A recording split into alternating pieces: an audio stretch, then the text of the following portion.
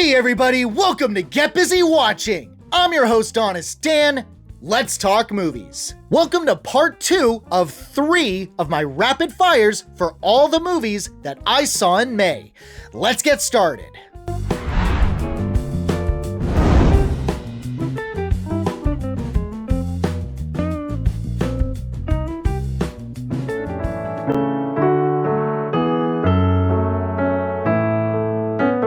A pop musical retelling of Shakespeare's story that is supposed to inspire the story itself. Orpheus and Eurydice exists. Why can't that ever be adapted? It's trash. I can appreciate some aspects of this. It tries to flesh out the romance between Romeo and Juliet a bit more, though it doesn't amount to much. It adds stakes that Rome is about to try and claim Verona, while the Montague and Capulet conflict is at its worst. And some aspects of the world flow a little better than the original story. However, and this isn't just because I'm a metalhead, the pop music is so bad. And most times, the lyrics don't match the actions of the characters. Sure, the actors are fine, especially Clara Rugard and Sir Derek Jacobi, and can carry a tune, but by the end, it's the most unlikable ending for this story I could have ever imagined. I cannot believe this is just part 1.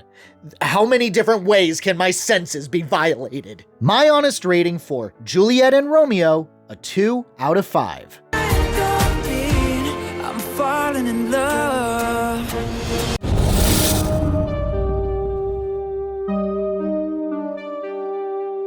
Set in the 90s, a teen girl and a band of UFO chasers face government and law enforcement opposition as they search for the truth.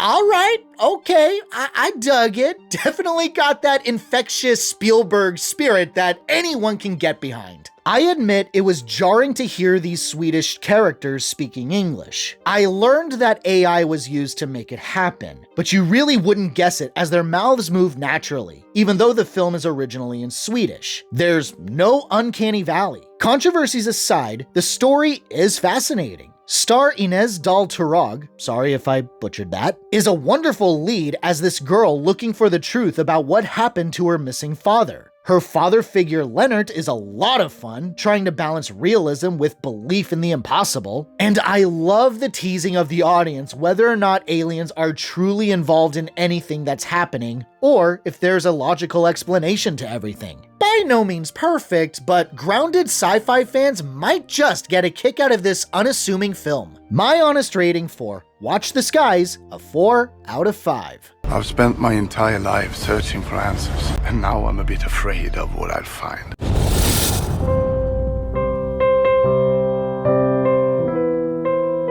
A young man fresh out of juvie is hired by a rich father to protect his teen daughter from a stalker, but forbidden love just might be in the air. It's dumb.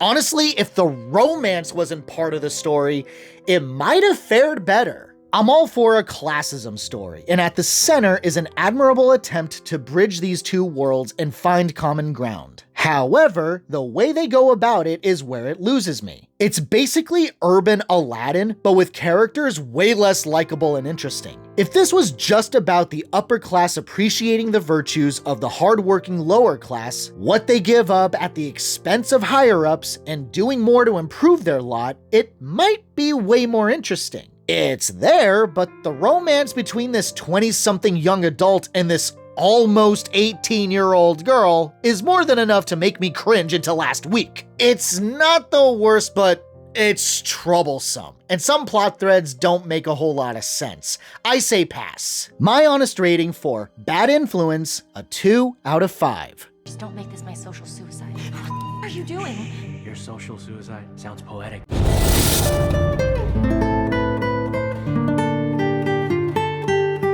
A troubled heartthrob singer meets Jenna Ortega, an obsessed and crazed fan, and holds him hostage in his hotel room, thinking she's helping him. Dear Lord, this was boring, pretentious, and utter bollocks. I almost walked out of the theater. It certainly has an intriguing start. Why is Jenna burning down this house? Who is this woman that the singer is obsessed with? How are these things going to relate to each other? Spoilers, they don't. The problems start when the slow pacing rears its ugly face. No answers come until much later, and character actions make no sense. Even once things finally kick in with Ortega going full misery, it's wildly uninteresting, and I realized I was never gonna care about a single character. One's a self-absorbed, obsessive celebrity, and Jenna is an arsonist. The plot, the motivations, I wasn't invested, and watching this was a chore. By the end, I was checked out and I couldn't get out of the auditorium fast enough. Apparently, this is a companion piece to the singer's new album. I don't care. My honest rating for Hurry Up Tomorrow, a 1 out of 5. But I'm not trying to hurt you. I'm really sorry about this.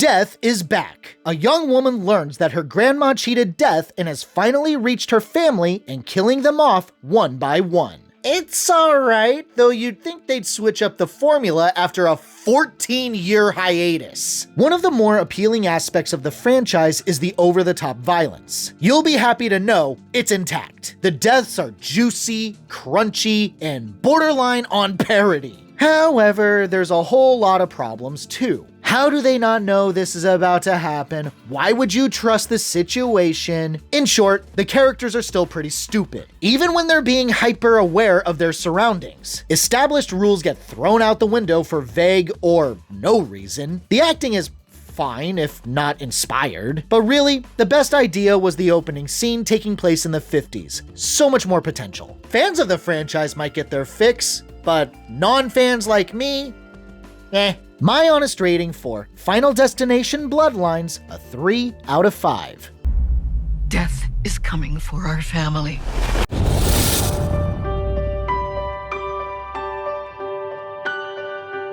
Based on true events, Vince Vaughn uses his deceased mother's life insurance to open a restaurant with real Nonnas as the chefs. For what could have easily been a glorified Hallmark movie, it goes above and beyond. It certainly has that DNA of a more modern comedy. There's a silly rivalry between two of the Nonnas that Vince hired, resulting in a silly food fight. Oh, them grannies! And there's a needless subplot about Vince and Linda Cardellini being high school prom dates that he screwed up. Much as I love Linda, her character was unnecessary. Beyond that, the comedy does land from time to time. Nothing that slaps your knees, but it works in putting a smile on. What took me by surprise was how effective the drama was, and by the near end of the movie, I got choked up. I enjoyed this and highly encourage anyone to check this out on Netflix. My honest rating for Nonnas, a strong 4 out of 5.